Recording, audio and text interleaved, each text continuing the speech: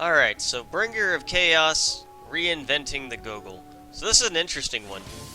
I was actually able to incorporate the World Tree Drop into this strategy, which I've never been able to do in a challenge before. Basically, in my previous record, I was running Divine Van Braces, which is only a 75% additive damage increase. Essentially, after 7 switches, you'll be at 84% for the World Tree Drop, so it's already more efficient after that. So the goal is, towards the end of these phases, try to swap my characters as much as I can. I've already swapped to Elma and then to Telos, that's already 2 swaps.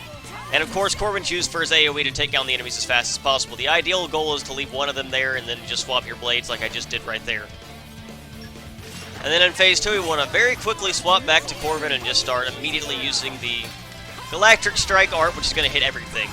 And of course, Morag is with us and she has Dagas equipped for the AoE bonus.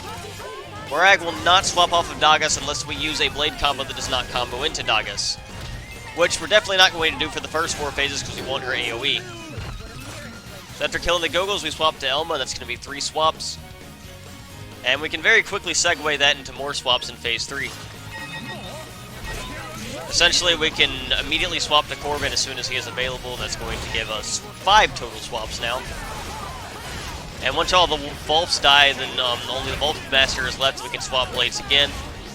Swap to Telos in this case for 6 swaps and use Tor's level 1 on the break that he does, and that's going to kill this thing. And then we're going to swap to Elma after that for a total of 7 swaps, and we are already more efficient than the Divine Van Braces I had equipped before. So you can kind of see where I'm going with this. This is actually going to be very convenient for me to have this. The highest additive total you can actually get besides World Tree Drop and Demon Orb, which requires a dead ally, is 110% from the Abyss Mass. So the goal here is to also be higher than that. The reason I didn't use Abyss Mass before is because taking extra damage is really bad in this challenge, so it was much safer to use Divine Van Braces. So after killing the birds, I swap back to Telos here. And using the driver combo, we can kind of get rid of this Gogol as fast as possible. And also get more swaps on Zeke. If you're counting in that phase, I'm now at 11 swaps, which is 132% additive damage total. So that's going to help increase my damage for this phase and make my damage over time starting effect faster or higher for Corbin. It also helps that we can activate Overdrive instantly in this fight, so that's going to give us another additional damage boost as well. I've now swapped to Corbin for 12 total swaps here. And after that, I'm going to swap back to Telos very quickly for 13 swaps because I have to topple with Telos. And the one little unfortunate thing here is that I did not have my level 2 quite ready, but Tora breaks instantly, so we don't actually lose any time for that. And so I swap back to Corbin, and I have 13 total swaps before he uses the special, which is 156% as my additive total for that. So my starting damage over time effect is pretty powerful in this dude, 200,000 almost. And now Morag's going to finally swap off Dagas and use other blades like Shulk and the ultimate combo Lance I have on her, which is going to increase the damage over time effect further and allow my allies to driver combo them. I swapped to Telos here, but she's going to be my art spam in this section of the run. So right now she's not doing a ton of damage here because I didn't have any deaths or anything like that to increase that additive total, but it really doesn't matter because once Carlos enrages, she's going to be doing a lot of damage to him. So when Carlos enrages, he takes extra elemental damage, and since he's light type, the dark type of damage from Telos is just going to absolutely destroy him. Telos also goes through defense, so his 30% defenses don't matter to her, which is going to make sure that she does the most damage possible here out of anyone we could possibly have. So you'll see once he enrages, he's going to go down really fast. One thing I did have to do, though, is charge him at level 4 special because I need it when he enrages to block Wild Wave if he chooses to use that, like he just did right there. Because Wild Wave is absolutely going to annihilate my entire party. It's probably the strongest attack in the entire game.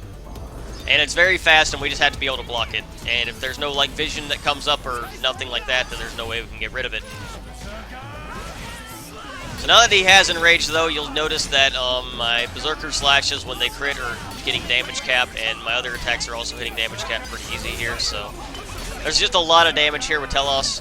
And that's why she's going to be the art spam for this category after setting up the damage over time effect. It's pretty interesting that World Tree Drop ended up being so valuable for this, since pretty much every other mission is almost worthless because you're never swapping blades, but there's just a lot of free time to swap blades during the other 4 phases without losing a ton of time, so that was actually very helpful.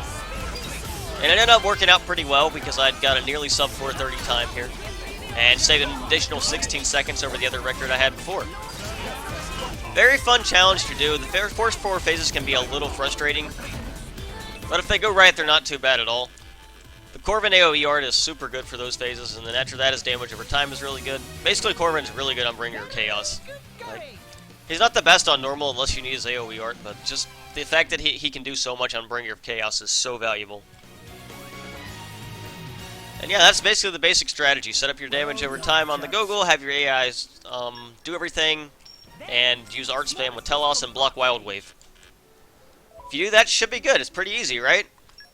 So as far as equipment, Crimson Headband is very obvious. Noise Dampener for the art spam, and then World Tree Drop, as I already said, an essential part of the strategy. Overclocking Bengal on Morag, because she needs this for Phase 5. Rainbow Bet to extend damage, and then Console Part to Pauldrons to extend smash damage.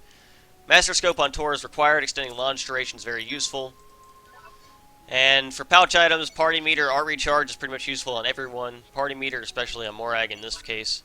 And Double Recharge meets on Zeke because he wants Art Spam, and those are the most efficient items on him for that. Aux Cores are pretty typical damage boosting stuff.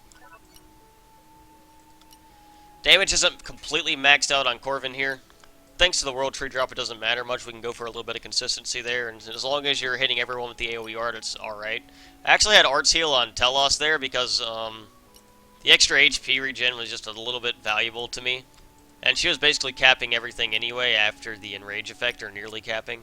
And she already had so much additive anyway, it didn't even make a huge difference. Cutie Pie has standard stuff, the rest of the blades have standard stuff. Basically just set up to help as much as possible with driver comboing Gogol and supporting the main driver any way they could. That about covers that. Thank you guys so much for watching. Please subscribe to my channel, like the video, comment, all that good stuff. Follow me on Twitter. Have a wonderful day!